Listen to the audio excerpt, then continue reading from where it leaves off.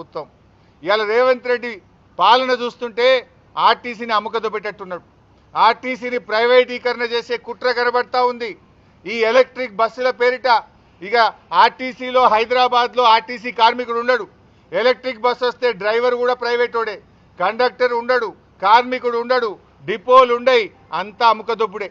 మొత్తంగా ఆర్టీసీని ప్రైవేట్ పరం చేసే కుట్ర చేస్తుంది. ఇవాళ ఆర్టీసీ ఇక లేకుండా కనుమరుగయ్యేటువంటి ప్రమాదం కనబడతా ఉంది.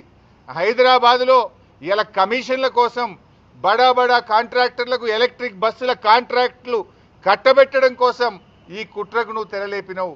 దానికి అందమైన ముసుగు పెడుతున్నావు ఎలక్ట్రిక్ బస్సులని. దాని వెనుక పెద్ద ఎత్తున అవినీతి జరుగుతూ ఉంది.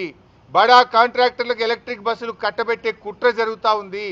ఇవాళ దాంట్లో భాగంగానే ఏం చేస్తుండు, ఎట్లా ఎలక్ట్రిక్ బస్సులే ఆర్టీసీ బస్సులు ఉండేవి కనుక ఉప్పల్ మియాపూర్లో ఉండేటువంటి వర్క్షాప్లను ఇలా అమ్మేస్తుండు రేవంత్ రెడ్డి.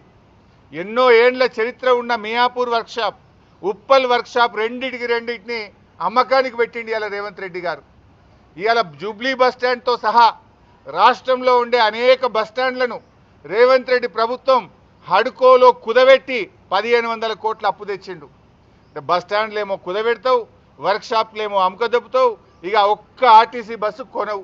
ఉన్న బస్సులన్నీ ప్రైవేట్ కాంట్రాక్టర్లకు ఇచ్చి కిలోమీటర్కు 59 రూపాయలు కట్టబెట్టే కుట్ర చేస్తూ ఉన్నావు.